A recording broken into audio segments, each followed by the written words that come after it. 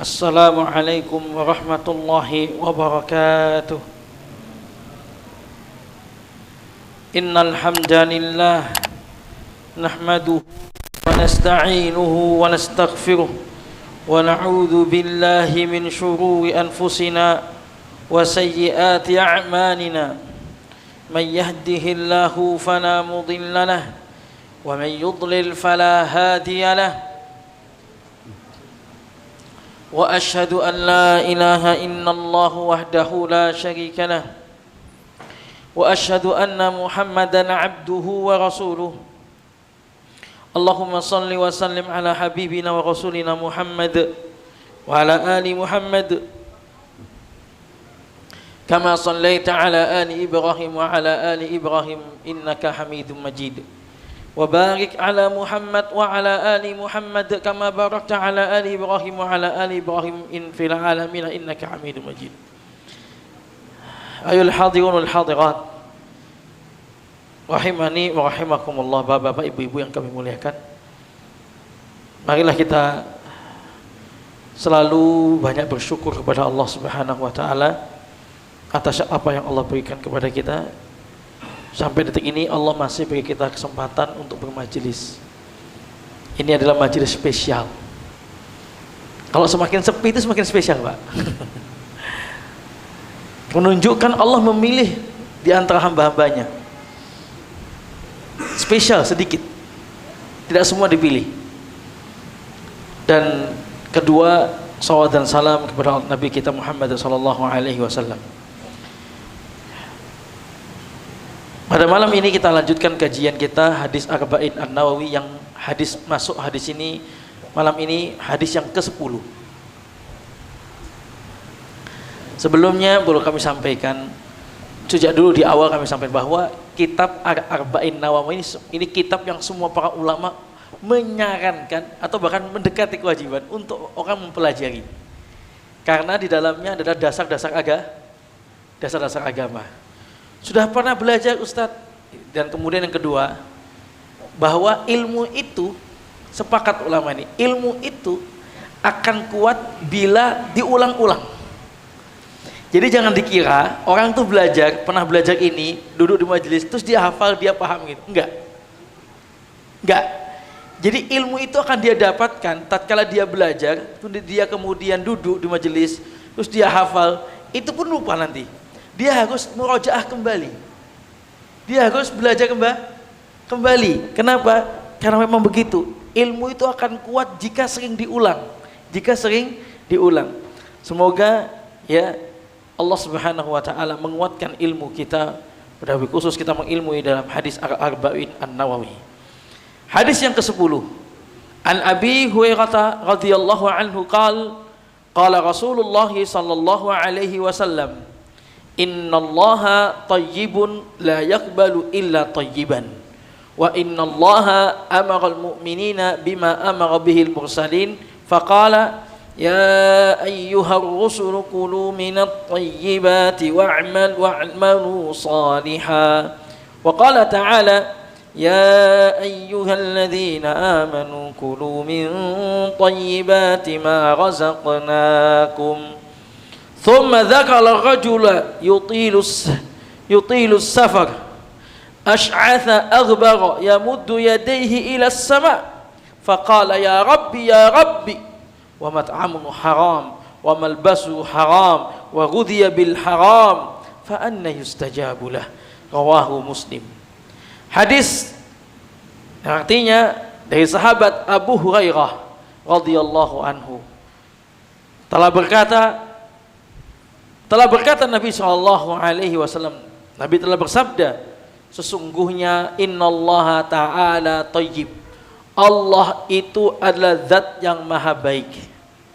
Atau Allah itu ya la yaqbalu illa thayyiban. Allah tidak menerima kecuali yang baik-baik saja. Wa innallaha, sesungguhnya Allah amaral mu'minin, memerintahkan orang-orang beriman bima amara bihil mursalin, sebagaimana Allah Subhanahu wa taala memerintahkan para rasul utusan-utusan Allah dengan berfirman, ya ayyuhal rusul, wahai para rasul, para utusan, para nabi dan rasul, kulu minat thayyibat, makanlah dengan yang baik-baik, wa'malu salihah, dan beramal soleh. Dalam firman Allah yang lain, yang Allah berfirman kepada orang-orang yang beriman, ya ayyuhalladzina amanu, wahai orang-orang yang beriman, kulu min thayyibati ma razaqnakum, makanlah dari yang baik yang apa Allah berikan rezeki kepada kalian. Setelah itu, summa dzakara rajul, Nabi SAW menyebutkan, mencontohkan seorang laki-laki yutilus safar, dia sudah lama dalam kondisi safar, asy'atha aghbara, yang gimana kondisinya itu ya rambutnya kusut, berdebu, akbar. Asy'as itu rambutnya cus, gak karuan. Akbaro, debu, gobar, ada debu-debu. Kondisinya benar-benar kondisi prihatin. Yamuddu yadayhi ila sama, dia mengangkat kedua tangannya dengan memanjangkan, meninggikan tangannya itu kepada langit, mengadahkan tangannya dengan tinggi ke langit, dan dia mengatakan, ya Rabbi, wahai Rabbku, wahai Rabbku, wahai Tuhanku, wahai Tuhanku. Dia mengatakan, memanggil Allah, dia berdoa kepada Allah. Kemudian kata Nabi SAW, wa mat'amuhu haram, tapi makanannya dari yang haram, wa mashrabuhu haram, minumannya dari yang haram, wa ghudhiya bil haram, dan dia kemudian juga dibesarkan atau kemudian kenyangkan ya dari yang haram. Bagaimana fa'anna yustajabulah, bagaimana Allah mengabulkan doa-doanya. Hadis diriwayatkan Imam Muslim. Jamaah rahimani wa rahimakumullah, wa azzani wa azzakumullah. Hadis ini adalah hadis yang berkaitan dengan tentang makanan yang haram, hubungan makanan haram dengan amal saleh. Kaidahnya adalah sebagaimana Nabi SAW bersabda, innallaha ta'ala thayyib, sesungguhnya Allah itu zat yang maha baik, la yaqbalu illa thayyiban, Allah tidak menerima kecuali yang baik. Kalimat thayyib ini sebagian ulama mengatakan, dan dari Syekh Abdul Razak, beliau mengatakan bahwa thayyib ini termasuk asmaul husna, termasuk nama dan sifat Allah, yaitu zat yang maha baik. Sebagian ulama mengatakan thayyib ini hanya bentuklah khobar, sehingga bukan nama Allah. Jadi Allah itu baik. Sebagaimana juga seperti jamil, innallaha jamilun. Kalau biasanya nama Allah itu selalu bentuknya ada alif lam, bentuknya ma'rifat, dalam bahasa Arab ma'rifat, ini nakirah. Misalnya innallaha ta'ala at-thayyib, nah, berarti Allah itu zat yang maha baik. Tapi kan bentuknya bukan ma'rifat, thayyib bentuknya nakirah, sehingga bentuk ini nakirah, ini bentuknya khobar, jadi pengkhabaran saja Allah itu baik. Jadi bukan nama dan sifat Allah. Namun Syekh Abdul Razak memilih ini adalah nama dan sifat Allah, zat yang maha baik. La yaqbalu illa thayyiban, tidak menerima kecuali yang baik-baik saja.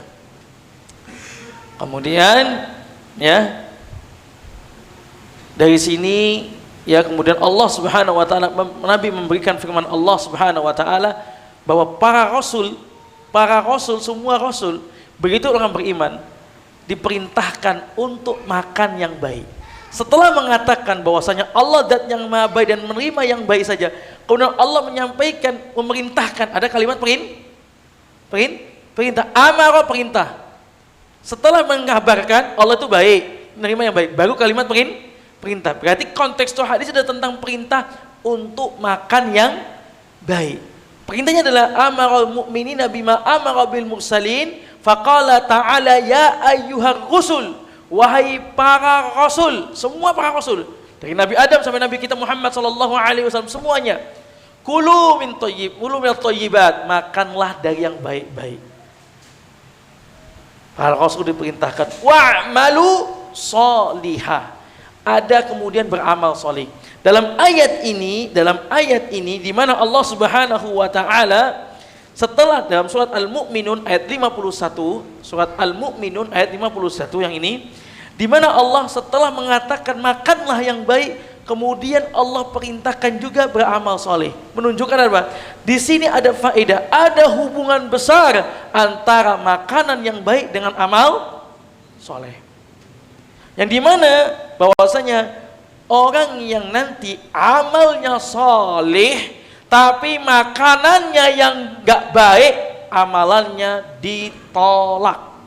Berat lagi. Bukan sekedar amalannya diperhitungkan, enggak, amalannya mardud, ditolak. Kenapa? Allah sudah menegaskan, tatkala Allah mengatakan innallaha ta'ala toy, Allah itu sangat baik dan menerima hanya yang baik-baik saja.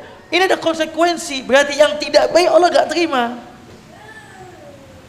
Yang tidak baik Allah gak terima. Habis itu Allah mengatakan tentang amal soleh. Dan begitu pun amal soleh, tapi kalau kemudian makanan yang gak baik, Allah gak juga terima. Karena kita beribadah bisa punya kekuatan dari makanan tersebut, tapi makanan kita itu kekuatan kita dari makanan yang tidak baik. Yang nanti di akhir hadis dicontohkan, wa masyrabu haram, minumannya juga baik, wa ghudhiya bil haram, dikenyangkan dengan makanan yang haram, gak diterima. Hati-hati ini dengan apa yang telah pernah kita makan. Begini, dari sini kita tahu ibadah kita belum diterima. Kalau memang ada makanan haram, maka kita harus bertobat kepada Allah dengan masa-masa lalu kita, agar Allah menerima amalan kita. Karena Allah tuh hanya menerima yang baik, benar-benar selektif, benar-benar selektif. Kalau itu baik, Allah akan ambil biyaminihi, dalam hadis sebuah hadis, Allah akan ambil dengan tangan kanannya. Kalau tidak baik, Allah tolak. Allah tolak. Begitupun Allah berfirman kepada orang beriman, ya ayyuhalladzina amanu, tadi para rasul, ini para orang beriman khusus lagi, dikhususkan orang beriman. Kulu min thayyibat, makanlah yang baik dari rezeki kalian. Jamaah rahimani wa rahimakumullah. Kemudian dalam hadis ini disebutkan contoh, salah satu contoh yang berhubungan dengan amalan yang baik, makanan yang baik dengan amalan yang baik itu diterima. Tapi kalau makanan yang enggak baik, minuman yang enggak baik, walaupun amalannya baik, tidak diterima. Dikasih contoh sama Nabi. Tsumma dzakara rajul. Kemudian disebutkan tentang kasih contoh seorang laki-laki. Yutilus safar. Dia kondisinya safar. Dikatakan di sini safarnya safar yang taat. Safar kata ada yang mengatakan dia lagi haji. Safar lagi haji. Asy'asa akbar, rambutnya compang-camping, wis akbar, berdebu, wajahnya harus kusut. Ya mudu yadi ila sama, dia mengangkat kedua tangannya ke langit, mengatakan ya Rabbi ya Rabbi. Hadis ini Rasul yang menunjukkan di sini betapa ada seseorang yang dia di kondisi-kondisi amayujibul mutarra idza da'a. Dia di kondisi di mana ini harus dikabulkan doanya. Nabi menyebutkan salah satu ibadah, yaitu ibadah doa. Ibadah doa. Orang ini lagi berdoa kepada Allah. Nabi menyebutkan sebuah ibadah, amalan, di antara amalan yang besar adalah berdoa. Orang ini berdoa kepada Allah dengan syarat-syarat yang sudah terpenuhi, doa yang dikabulkan. Coba lihat kondisi orang ini. Satu, dalam kondisi safar. Bukankah safar itu adalah tempat la turud doa, tidak ditolak doa, mustajab tatkala safar. Tatkala safar, waktu mustajabah. Apalagi safarnya ketaatan, haji lagi. Bayangin Pak, Bu, jamaah rahimakumullah, safar, haji lagi. Kedua, asy'asa akbara, yutilus safar, dia yutil. Safarnya bukan cuma sebentar, sudah safar berkepanjangan hari, sudah berhari-hari dia safar. Bekal dia sudah habis, Mungkin kondisi dia lagi terjepit. Sudah berhari-hari dia safar. Bukan sebentar baru safar, bukan. Sudah berhari-hari. Yutil itu panjang safarnya. Artinya sudah berhari-hari dia safar. Kedua, kondisi kedua. Kondisi pertama, safar ketaatan.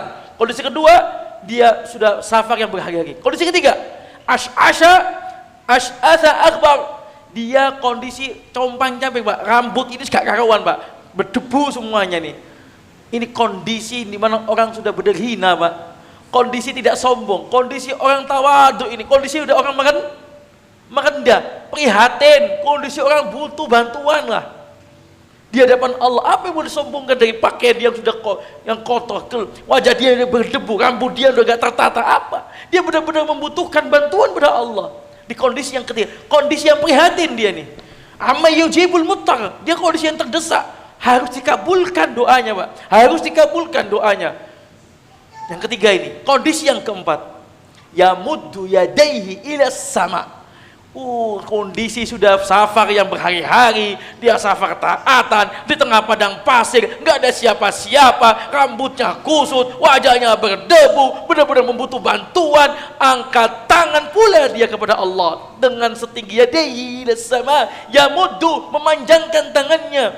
Kalau kita tahu, kalau kita berdoa tuh begini, kalau kita lagi dahsyat banget, kita akan terus begini. Begitupun Nabi SAW tatkala istisqa, sampai Nabi mengangkat kedua tangannya sampai kelihatan ketiaknya, menunjukkan benar-benar butuh bantuan. Dan orang ini melakukan doa tersebut, mengangkat kedua tangannya sampai tinggi-tinggi. Berarti kondisinya sangat membutuhkan bantuan. Keempat. Yang kelima, ya Rabbi, ya Rabbi. Dia manggil Allah, wahai Tuhanku, wahai Tuhanku. Gak ada siapa-siapa yang dipanggil cuma Allah. Ini yang keenam, kata para ulama, dia merintih dengan suara merintih, suara mengeluh. Ya Allah, ya Rabbi, ya Rabbi. Subhanallah. Ini kalau kita bilang sudah kondisi terdesak. Amma yujibul muttarra idza da'ah. Bukankah Allah berdoa mengatakan siapa yang mengabulkan tatkala orang terdesak? Allah akan mengabulkan seseorang tatkala dia terdesak. Allah mengabulkan. Di kondisi yang tadi itu kita sebutkan ada 5 atau 6 sebab dia harusnya dikabulkan doanya, tapi kemudian kata Nabi, walaupun kondisi seperti itu, wa mat'amuhu haram, makanannya dari yang haram, masyrabnya haram, minumannya yang haram, wa ghudhiya bil haram, dia dibesarkan dari barang yang haram, energi yang ada dalam tubuhnya energi haram. Fa anna yustajabulah. Kalimat ini fa anna yustajabulah nih, mungkinkah doanya dikabulkan? Artinya ini gak butuh jawaban. Gak butuh jawaban, dia gak mungkin. Ini menunjukkan, ingin menyampaikan Allah itu hanya benar-benar menerima yang baik. Kalau ada kecampur yang jelek, Allah gak mau nerima. Kalau ada yang kecampur yang jelek, Allah gak mau nerima. Hanya yang 100% baik. Berat, Pak. 100% baik. Ada kecampur-campur, aduh, Allah gak mau nerima, Pak. Ini kalau kita bilang, kita berat ini, Pak. Selektif, harus selektif, bener-bener berat sekali ini. Nah, jamaah rahimakumullah, ya, sehingga ayat hadis ini ya benar-benar menyadarkan kita, ayo kita mulai selektif lagi dalam segala masalah kita beri nafkah. Karena di dalam masalah ini, di dalam masalah apa namanya, tentang kaidah Allah itu benar menerima hanya yang baik. Ini banyak masalah fikih yang bermasalah dalam masalah ini, Pak. Misalnya masalah apa, Pak? Maaf, saya minum dulu ya. Zaman sekarang nih, Pak, haji dengan uang haram, dana talangan haji, gimana hukumnya? Jelas hukumnya riba di situ. Kalau sekarang sudah ditutup sama saya Bang Syariah, nggak ada. Karena gara-gara talangan haji itu sebetulnya orang akhirnya berani dengan terjadi antrian panjang. Tapi kita sepakat bahwa dana talangan haji itu riba. Sistemnya jadi paham nggih? Misalnya haji misalnya 55 juta. Kita suruh bayar 25 juta dulu. Nanti sisanya yang bayar adalah, atau kita cuma bisa bayar 5 juta, masih kurang 50 juta. Nanti yang ngurusi itu ada siapa? Bank, karena bank syariah disebut juga. Nah, itu nanti ada lagi namanya jasa pengurusan haji. Jasa pengurusan haji biasanya juga 10%. Kalau 55 berarti 5.500.000. Berarti orang suruh bayar berapa? 60 juta sekian. Kan gitu. 60 juta 500. Maka di sini terjadi dua akad. Satunya akad jasa ijarah, kemudian akad namanya qard, meminjam. Dan Nabi SAW bersabda, la yahillu salafun wa bai'. Tidak halal dalam satu akad ada meminjam, ada jual beli, gak boleh. Dan itu terjadi di tantangan haji. Dan itu banyak orang. Dan sepakat itu riba, hukumnya riba. Riba itu gak melihat banyak sedikit, pokoknya sedikit riba. Jangan kemudian harus MM-an baru riba, tidak.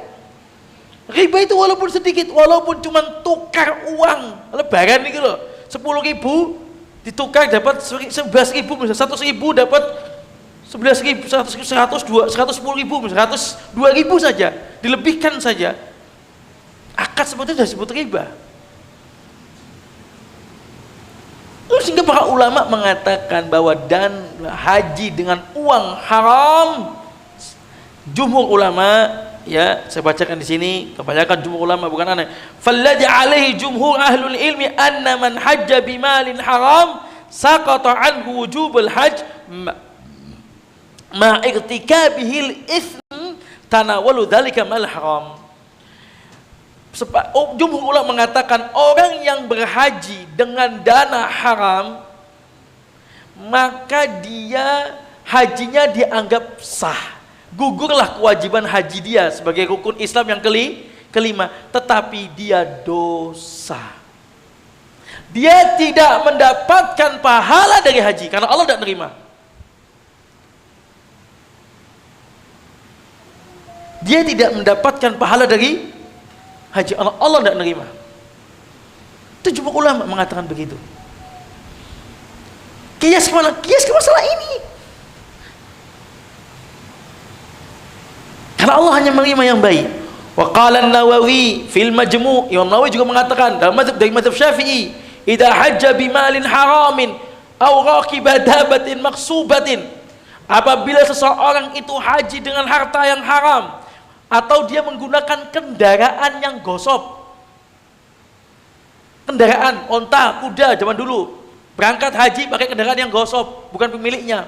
Gosop itu bukan mencuri. Gosop itu mengambil punya milik orang lain dengan tidak ada niat memiliki, dengan tidak ada niat memiliki, itu gosop. Dia pakai Pak untuk haji, nanti habis haji dikembalikan untuk ontanya, kembalikan kudanya. Begitu saja kata Imam Nawawi, biar dia berangkat dengan harta haram, ada harta haram di berangkat haji, atau naik kendaraannya itu bukan milik dia, gosop, disebut gosop, asam, dia dosa. Ismun, dia terbuat dosa. Wasahha hajjuhu, dan sah hajinya.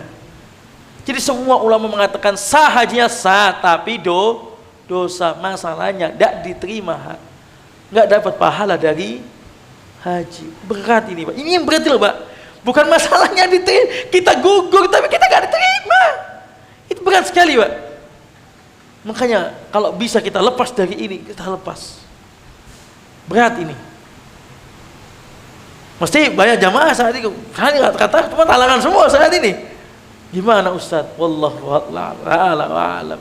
Semoga Allah mudahkan kita, semoga Allah memberi kita uzur.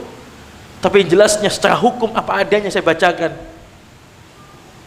Apa adanya kita bacakan Pak. Masalah kita kondisi itu sudah di hadapan Allah nanti. Hukumnya hukum. Kita nggak bisa ngomong, oh enggak apa-apa, dapat pahala. Enggak bisa Pak. Kita yang ngomong ini ulama yang ngomong dana talang haji itu riba. Secara umum sistemnya begitu. Kecuali kalau sistemnya tidak ada, dia ada orang mau minjamin aja, ya kan? Kemudian tidak ada, dilebihkan, enggak apa-apa, Pak. Udah minjemin, murni minjemin. Enggak apa-apa. Umrah atau haji dengan utang itu boleh enggak? Boleh. Asal tidak dilebihkan dalam pembayaran. Tidak ada riba di situ. Utang boleh, orang diutangi utang. Enggak masalah kalau ada orang mau. Tapi kalau itu ada hukum ribanya, itu berat. Itu yang pertama. Ya, sebagaimana Nabi juga ini juga berkata, wa bihi qala Abu Hanifah wa Malik. Ya, begitu juga yang mengatakan dia adalah Abu Hanifah dan Imam Malik. Wa bihi qala aktsarul fuqaha. Yang mengatakan juga kebanyakan para ahli fikih. Wa qala Ahmad, dan berkata Imam Ahmad, la yajzi'uhu. Wa daliluna anna al-hajja af'al makhsusat wa tahrim li ma'na kharij anha. Alaiha liqauli Nabi SAW, wa idza kharaja ayul hadi nafaqat al-khabithah fawada'a rijlahu fil ghazzi fanada labbaik nadahu munadi minas sama la labbaik wala sa'daik. Hadisnya ada dari Abu Hurairah, ya. Akhrajat Tabrani fil Awsat, di mana Nabi SAW bersabda, seseorang yang keluar haji, dia menggunakan harta yang haram. Dia menggunakan ada harta haram di situ, dia haji atau dia umrah menggunakan harta haram, ada harta haram di situ. Terus dia mengatakan labbaik Allahumma labbaik. Dia mengatakan begitu, labbaik Allahumma labbaik. Itu ada panggilan dari langit yang menjawab pernyataan dia, la labbaika wala sa'daika. Tidak ada labbaik bagimu. Tidak ada labbaik bagimu. Hadisnya begitu. Menunjukkan hadis ini bahwa ditolak, tapi hajinya sah. Itu satu. Di antara lagi yang berhubungan dengan masalah ini adalah karena Allah menerima yang baik-baik, sedekah dengan harta haram atau wakaf dengan harta haram. Ada orang korupsi, hartanya banyak, tak sedekahkan, tak wakafkan. Sama sedekahnya dia tidak mendapatkan pahala. Apa yang dia tahu sengaja ini uang haram, aku tak sedekahkan, gitu misalnya, dengan niat haram, niat dia tidak benar, justru dosa dia tahu itu harta haram kok malah ini. Karena sebenarnya yang benar adalah tatkala dia memiliki uang haram bukan diniatkan sedekah, tapi memang niatnya dibersihkan, dikasih kepada Baitul Mal kaum muslimin atau dikasih kepada fakir miskin. Bukan diniatkan sedekah. Salah nih kaum muslimin, sebagian ada yang mengatakan begitu. Dia punya harta haram, tak sedekahkan saja. Tidak benar. Karena apabila dia memiliki harta haram, kalau itu hasil curian, dia kembalikan kepada orang tersebut. Kalau dia itu nggak tahu, ini hartanya ini punya negara, kembalikan kepada negara. Saudi pernah loh Pak, membuka rekening dan mengumumkan di seluruh Saudi, bagi yang pernah mengambil mungkin uang negara korupsi, silahkan transfer ke sini. Keren gak Pak? Masya Allah gak? Oh banyak orang transfer. Karena apa? Ingin taubat. Karena harta haram itu dilema, dimakan gak bisa, dibelanjakan gak bisa, disedekahkan gak bisa. Dilema kan? Apa yang bisa? Dimakan malah makan bara api, disedekahkan gak sah, niatnya malah dosa, kan nggak bisa. Harus dibersihkan yang benar, dibersihkan, dibuang, sehingga tidak ada ini uang riba, ini sedekahnya beliau, bukan. Ada orang agniya misalnya punya uang riba, ini dapat sedekahnya fulan, oh jangan katakan sedekah, uang riba itu bukan sedekah, bahasanya diganti dong, ini uang riba beliau ingin bersihkan harta, bukan uang sedekah. Nah, para kaum muslimin yang berhubungan di sini, bahasanya harus diganti. Jangan ngomong itu barang sedekah. Barang itu riba haram. Ini uang riba beliau atau ini uang harta untuk dibersihkan. Bukan ini uang sedekah. Kalimatnya salah. Karena nggak bisa disedekahkan. Dan bersedekah dengan uang yang haram, ya. Qala al-Hafidz Ibnu Rajab, berkata Imam Hafidz Ibnu Rajab, wa amma shadaqatu bil malil haram, adapun sedekah dengan harta yang haram, fa ghairu maqbulatin kama fi sahih Muslim nggak diterima sedekahnya, artinya nggak dapat pahala, nggak sah sedekahnya. Oh, bukan harta dia kok, ya. Dalam Sahih Muslim, Ani ibni Umar, dari sahabat ibni Umar, ani Nabi SAW, la yakbalullah salata bi ghairi tahurin wala sadaqatan min gululin. Coba lihat, tidak diterima orang tuh sholat tanpa berwudu, tanpa dia total bersuci. Sama orang itu sedekah nggak diterima dari harta yang haram.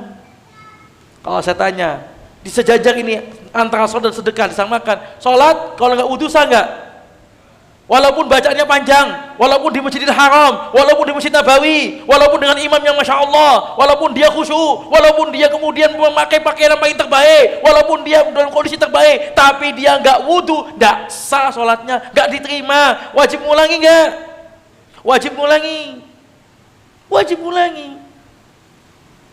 Sama dengan sedekah tadi, kalau sedekah itu harta haram, nggak sah. Walaupun dia harta terbaik, walaupun buat masjid, malah parah itu kalau buat masjid. Tahu harta haram dibuat masjid. Masjid itu buat orang kafir dulu, Quraisy dulu mau sedekah untuk bangun Ka'bah. Aslinya bentuk Ka'bah itu pojoknya cuma Hajar Aswad sama Rukun Yamani. Hijr Ismail itu dalam satu bangunan. Tapi kemudian zaman sekarang kan bentuknya kota. Hijr Ismail terpisah. Itu dahulu saat pembangunan itu, dan Nabi SAW ikut membangun. Usia Nabi saat itu 35 tahun. Nabi ikut membangun itu karena harta yang dikumpulkan. Ini yang bukan Nabi Hajar Aswad, zaman Abdul Muttalib.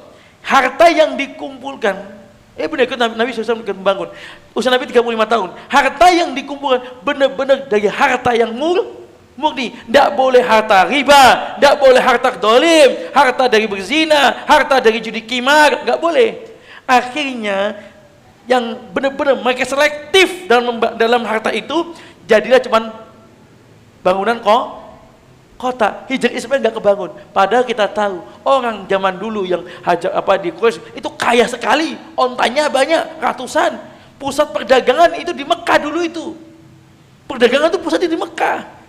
Dari Mekah dibawa ke Syam, habis ke Syam, Mekah, Syam. Kaya. Mereka tuh tahu, Pak, mau bangun Ka'bah, hati-hati. Oh, zaman sekarang, malah bangun masjid dari harta haram. Ini bener tak? Tidak benar kalau seperti ini kemudian bangun pondok dari harta yang haram. Tidak, jangan Pak, nanti belajar gak barokah. Sholatnya juga begitu. Kalau kita ingin membangun apa-apa, kalau bisa dari harta yang bersih, benar-benar bersih, karena itu maknanya besar, keberkahannya banyak. Jadi orang kafir seperti itu loh dalam masalah seperti itu. Bagaimana kemudian, tapi zaman sekarang banyak orang seperti itu. Waliyadzubillah. Kalau ada, nggak sah, kami katakan tidak sah. Tidak sah sedekahnya, tidak boleh. Apa kok diniatkan sedekah? Haram malahan. Udah tahu jelas barang haram, diniatkan sedekah. Tidak boleh. Wa fi sahihaini an Abi Hurairah, dalam Sahih Bukhari dan Sahih Muslim, dari sahabat Abu Hurairah, qala ma tasaddaqa 'abdun bi sadaqatin min kasabin thayyib wa la yaqbalu Allah illa thayyib illa akhadha rahmanu bi yamini. Kalau orang itu sedekah dengan barang yang baik, Allah akan ambil itu sedekahnya dengan tangan kanannya Allah. Allah terima maksudnya kalau baik. Kalau tidak baik, Allah tidak terima. Wakaf begitu juga, wakaf dengan haram, harta nggak diterima. Ya, ini hubungan dengan hadis ini yang masuk dalam bab fikih. Atau uang-uang, ya. Tapi kalau kita ingin taubat dari uang-uang yang pernah kita miliki, bagaimana? Kalau itu adalah uang kita tahu milik siapa, kita kembalikan. Kalau nggak tahu, maka diberikan kepada baitul mal yang diolah oleh kaum pemerintah. Kalau nggak ada, pada fakir miskin. Karena memang aslinya bukan milik kita. Kita lepaskan barang-barang yang bukan milik kita ke orang lain. Kalau itu jelas. Kemudian berkaitan dengan hadis ini, yaitu bahwa hadis ini juga menjelaskan tadi di mana ternyata ada amalan-amalan yang amal udah benar, amalnya benar, Benar, tapi ada harta haram di sana. Ternyata di sana ada ibadah seperti doa, seperti ibadah-ibadah secara umum. Kemudian jadi batal ibadah tersebut karena makanan atau minuman yang haram. Maka di sana ada hadis lain juga, sebuah amalan yang pada akhirnya tidak dianggap sah karena ada penghalang. Seperti apa misalnya, Pak? Seperti misalnya sabda Nabi SAW, hadis yang diriwayatkan Abdullah bin Amr tentang orang yang minum khamar. Orang yang minum khamar, minum alkohol, walaupun gak mabuk, minum tua, walaupun gak mabuk, karena dibilang khamar itu beda dengan tua. Kita jelas, tua itu ya khamar. Kullu muskirin khamrun, setiap yang memabukkan itu khamar. Jadi khamar itu bukan alkohol saja. Bukan alkohol saja. Di antara jenis yang bisa memabukkan itu jenis alkohol yang ada alkoholnya, tapi setiap yang memabukkan, pokoknya barang ini memabukkan, dimakan haram, gitu aja SG. Mau itu apapun barangnya. Berarti kan barangnya sudah haram, bukan kondisi tunggu mabuk baru haram. Kalau tidak mabuk ya tidak haram. Ini kalau daerah Tuban Lamongan begitu, minum tua. Biasa Ustaz. Kalau tidak mabuk ya tidak haram. Ayo gimana mau mabuk? Setiap hari minumannya itu. Jadi kebiasaan. Bahkan kalau sudah ahli mabuk itu dia nggak pernah mabuk, Pak. Justru kalau sudah ahli mabuk dia nggak mabuk, Pak. Kalau minum, justru begitu. Karena udah terbiasa. Kalau orang nggak pernah mabuk minum gitu pasti pusing, pasti mabuk langsung. Kan begitu. Justru karena udah menyatu dengan barang haram tersebut. Orang yang nggak merokok, bahaya mana dengan orang yang merokok? Bahaya orang yang nggak merokok kena asap, sepakat itu. Karena apa? Dia belum nyatu. Lah kalau merokok, itu nyatu. Nggak begitu bahaya. Kemudian tunggu dia sakit baru katakan haram. Tunggu dia divonis dokter, Anda sakit paru-paru, Anda sakit jantungnya bolong karena rokok, baru katakan haram. Enggak lah. Anda rugi dari bank, akhirnya dijual rumahnya, baru sadar, baru tatkala terjuallah rumahnya, terjuallah semua bendaharanya, tanahnya juga terjual, baru dikatakan riba itu haram. Kalau belum terjual, kalau belum rugi itu untung, itu kemudian tidak haram. Jenisnya haram. Sebagaimana jenisnya hewan namanya babi itu haram. Jenisnya. Mau kondisi kita kemudian kita babi dibikin sate, babi dibikin gule sabar, tetap aja namanya haram ya haram. Jenisnya sudah haram gitu loh. Sama dengan namanya apa tadi ini? Apa tadi? Firman Pak? Tua gitu. Mabukkan, pokoknya mabukkan. Pokoknya jenis memabukkan haram. Jangan tunggu mabuk baru haram. Salah ya? Itu akal-akalan itu. Akal-akalan. Kata Nabi SAW, al-khamru ummul khaba'is. Khamr itu induknya keburukan. Kalau udah mabuk, membunuh, memperkosa, waliyadzubillah, semuanya bisa dilakukan. Kalau udah mabuk. Maka kata Nabi, induknya adalah khamr itu. Faman syarabaha lam tuqbal sholatuhu arba'ina yauman. Siapa yang minum tua, siapa yang minum khamr, yang memabuk-mabukkan, gak diterima sholatnya 40 hari. Sebabnya kenapa? Makanan minuman haram. Dia sholat Pak, maghrib isya, dia sholat, tapi kemudian sholatnya nggak diterima. Ya kalau gitu gak usah sholat, maka double dosanya. Satu, dosa tidak sholat. Kedua, ya gak diterima itu lagi, tambah double lagi dengan sengaja nih meninggalkan. Ini orang ini sholat nggak diterima sholatnya karena dia minum khamr. Narkoba Ustaz, ya sama. Khamr itu juga masuk dalamnya narkoba, mabuk kan itu, play orang itu. Obat-obatan sekarang bukan narkoba, harganya murah Ustaz, cuman kayak pil-pilan, harganya 5.000, kata teman-teman gitu, kata orang begitu 5.000. Sama, mau harganya 5.000 yang narkoba jutaan sama, haram. Sama. Banyak orang tuh kadang itu narkoba haram karena harganya mahal gitu kan. Yang ini murah 5.000, 2,5 katanya gitu, satu pil itu. Kita anak-anak di kampung itu. Anak SMP itu. Waliyadzubillah. Ya sama. Haram. Ya. Nah, ini orang yang begini, dia nggak diterima Pak sholatnya Pak. Ngeri kan? Wah, ngeri sekali. Ya, fa in mata wahia fi batnihi mata maitatan jahiliyah. Kalau dia wafat, dia mati jahiliyah. Wah, berat ini.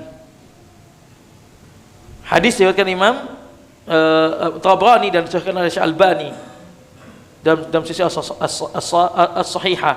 Yang kedua, ada amalan juga yang termasuk yang tidak diterima. Ada penghalangnya, datang ke dukun, datang tok, ngungokno tok, baik diajak temen, diajak orang tua, diajak tetangga, datengin pokoknya. Ini banyak masih orang-orang udah ngaji, ya ibuku jalan nganu ya saat makso, kan nyupiri ya, masa, nah, tidak bisa. Kalau itu adalah tentang kesyirikan, tentang kita boleh untuk tegas. Tidak ada toleransi dalam bab seperti itu Pak. Kita toleransi karena mentaati orang tua itu lebih penting. Iya. Kalau itu babnya khilaf, iya bab. Kalau kemudian babnya khilaf seperti cadar atau tidak bercadar, itu khilaf. Mengikuti orang tua itu kemudian wajib, iya. Tapi kalau babnya syirik, tidak ada khilaf, sepakat itu. Diajak orang tua datang ke situ, man ata arrafan au kahinan fasa'alahu bi syai'an syai'in lam tuqbalahu salatun arba'ina lailah. Siapa yang datangi orang pintar disebut sekarang ini, itu dukun, peramal, entah datang karena niat sendiri, entah diajak, datang ke situ, duduk majelis itu, Allah tidak terima. Dia dengerin omongan itu, dia dengerin di situ, ngumpul di majelis.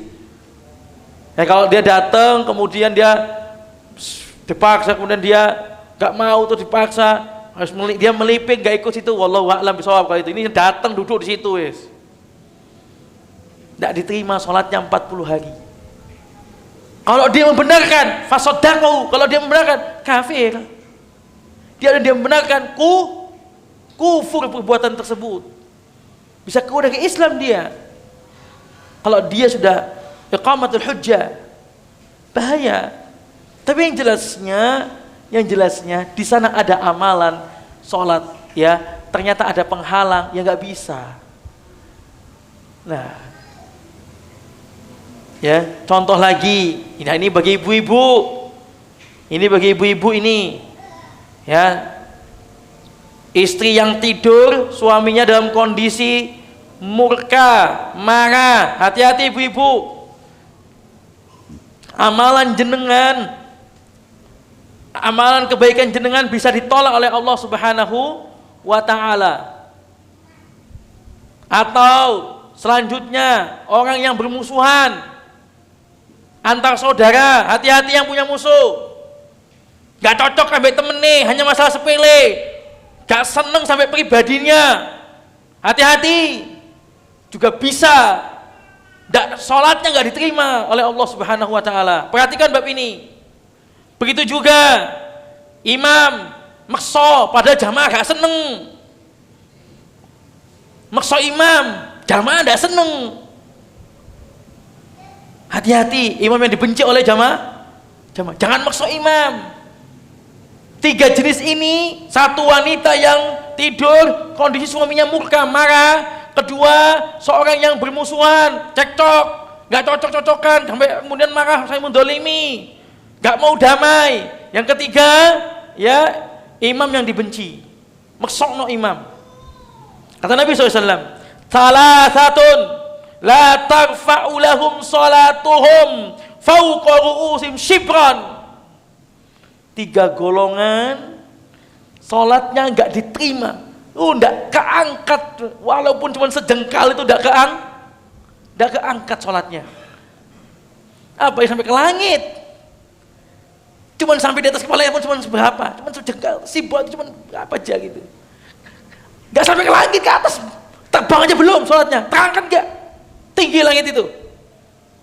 Dikasih, hanya seberapa sih? Hanya di atas kepalanya doang itu terangkatnya. Sholatnya, siapa mereka yang sholatnya nggak terangkat itu? 1, rajulun, laki-laki. Umma kauman, ya. Amma kauman, yang dia itu mengimami sebuah kaum, wahum lahu karihun, tapi jamaah deh orang seneng. Saya Pak, kalau jamaah itu nggak suka sama ana. Taulah itu karena kejahilannya dengan dakwah kita. Saya katakan dia nggak suka sama ana karena misalnya ada di suatu masjid, ya orang tahu sebagian senang, tapi banyak yang nggak senang Pak dengan ana, karena saya tahulah bukan karena nggak suka pribadi, karena kejahilannya dengan kayak gitu kan. Ana meninggal imam, takut kena hadis ini Pak, ngimami kemudian nggak diterima. Ana meninggal imami Pak, mending jadi makmum. Atau misalnya jamaah ini nggak senang sama ana karena mungkin ana sholat kepanjangan, ana meninggal imami Pak. Walaupun ketua takmir monggo, walaupun ketua takmir bilang monggo, jamaah bilang nggak suka dengan ana nggak imami Pak. Wallah nggak imami.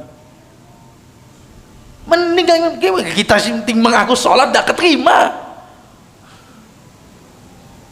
Makanya imam itu benar-benar jaga semuanya, jaga bacaan, jaga waktunya, jaga kondisi, jaga semuanya.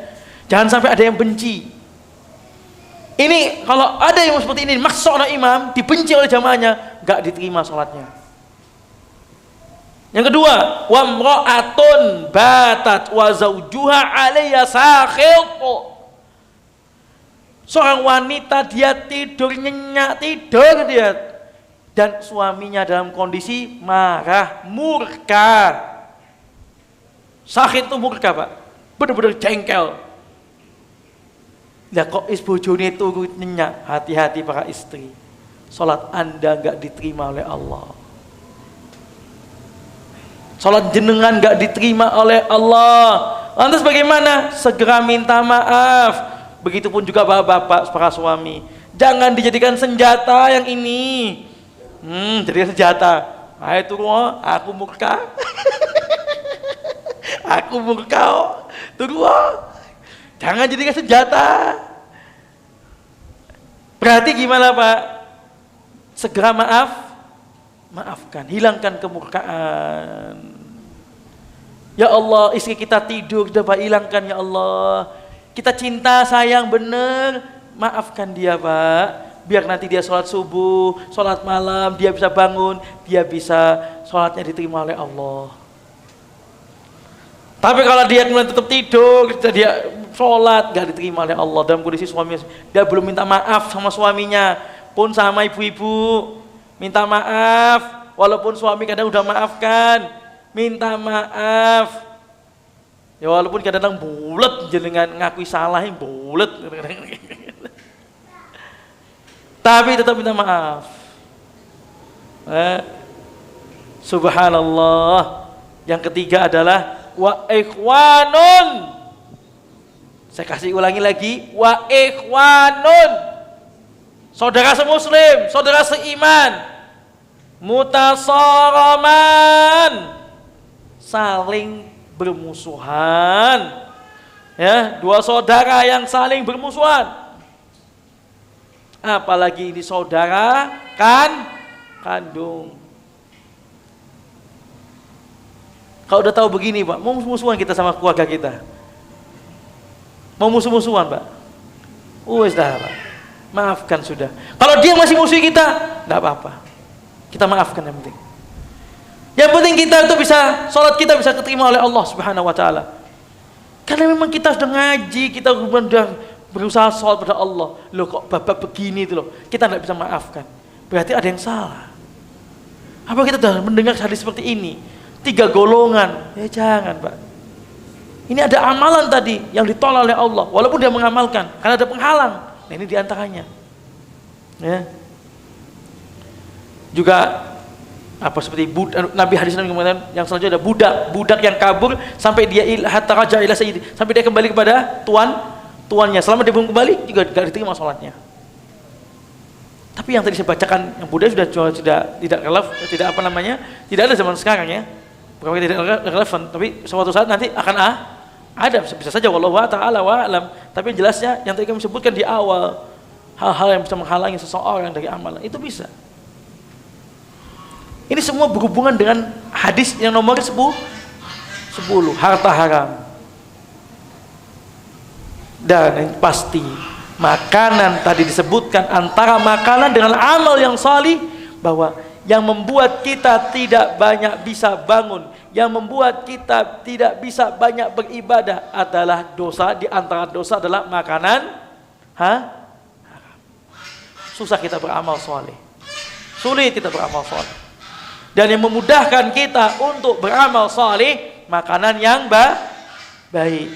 Makanan baik itu gimana? Makanan yang kita hasil kerja sendiri, walaupun cuma singkong, Pak. Ya, harta atau nafkah yang kita kasihkan ke istri, yang istri belikan untuk kita. Itu masya Allah itu, Pak. Kita makan. Atau kita ke tempatnya orang saleh, yang kita tahu orang saleh ini insya Allah hartanya saleh, kita semangat makan di situ, Pak. Kalau bisa dihabisin, tidak apa-apa, minta izin. Itu harta yang baik. Ya. Insya Allah itu memudahkan kita untuk beramal. Jamaah rahimani wa rahimakumullah. Ya, hadis tentang nomor 10 ini, ya, yang tadi juga berkaitan dengan masalah hukum-hukum tadi, ya. Semoga menjadikan kita waspada. Wabil khusus ibadah kita umum nggih, bisa dijadikan contoh adalah doa umum nggih, ibadah puasa, ibadah haji, ibadah apapun yang kita lakukan. Kalau ada harta haram, segera dibersihkan.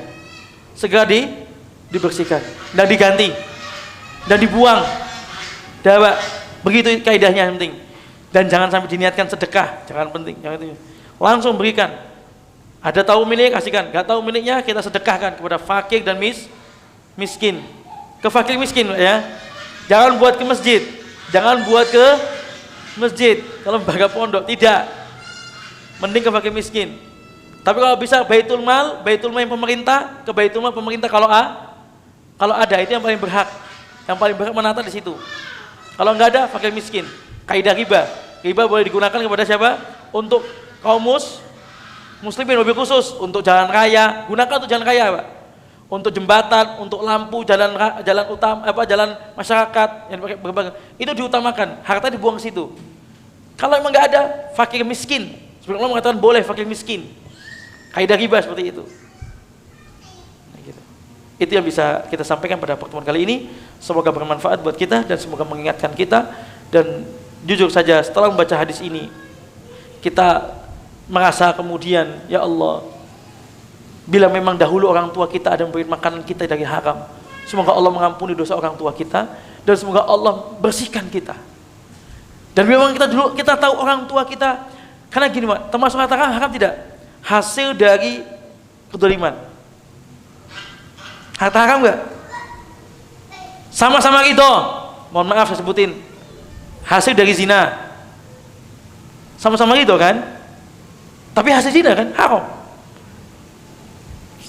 Yang dikatakan sama-sama ridho, tapi hasil riba haram.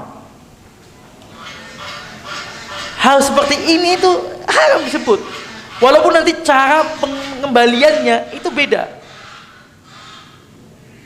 Tetap dia kepada kaum muslimin, ya, kepada kaum muslim secara umum, atau kemudian dia dibuang sih, seperti itu. Dia dikembalikan kepada yang bersangkutan, misalnya kepada orang yang ada, mohon maaf, pelaku berzina misalnya, dikembalikan kepada yang bayar. Enggak, karena dia sudah melakukan dengan tadi ngasih itu dengan ridho, tapi itu disebut harta haram, maka itu dibuang kepada kaum muslimin. Permasalahan lagi, bagaimana Ustaz kalau kami adalah orang tua kami yang kerja di riba, kami masih anak-anak sekolah, kami masih kuliah, kami dapat harta dari harta begitu. Bertakwa kepada Allah, banyak berzikir, dan gunakan uang sesuai kebutuhan, dan berusaha cari maisha sendiri. Itu udah jalan keluarnya, Pak. Kemudian merasa nyaman dengan hal tersebut, gak boleh. Kuliah nih, tahu bapaknya adalah misalnya pembuat patung, yang patung tersebut digunakan untuk disembah, atau pembuat patung lah, patung-patung yang bernyawa, kan gitu ya. Atau dari harta haram, jelas harta haram. Tapi dia memang punya hak gak mendapat nafkah dari orang tuanya? Punya. Maka bagaimana? Itu bertakwa semampunya dia. Namun jangan saya merasa nyaman dengan tersebut. Dia berusaha untuk keluar dari seperti itu. Tapi dia mengambil, istrinya mengambil, dikasih nafkah. Ya bisa cuma dari, ya sudah dipakai, silakan dipakai. Karena yang dosa adalah suaminya. Tapi dia nggak boleh merasa nyaman. Harus banyak istighfar, harus banyak ini. Harus bisa keluar dari zona tersebut. Seperti itu. Itu begitu saja, Pak, dimakan. Bahaya untuk ibadah kita. Apa kok anak dikasih harta haram, ya Allah, susah solehnya, susah memahami ilmu agama. Hati-hati, berat itu, Pak, benar-benar berat. Hati-hati kita dalam masalah ini, ya, dan marilah kita bertakwa kepada Allah Subhanahu wa taala. Dalam hal ini semoga Allah bersihkan harta kita, semoga Allah maafkan, semoga Allahumma kfina bihalalika al haramik. Semoga Allah cukupkan harta kita dengan hartanya Allah dari Allah Subhanahu wa taala. Jazakumullahu khairan katsiran. Subhanakallahumma bihamdika asyhadu an la ilaha illa anta astaghfiruka wa atubu ilaik. Wassalamu alaikum warahmatullahi wabarakatuh.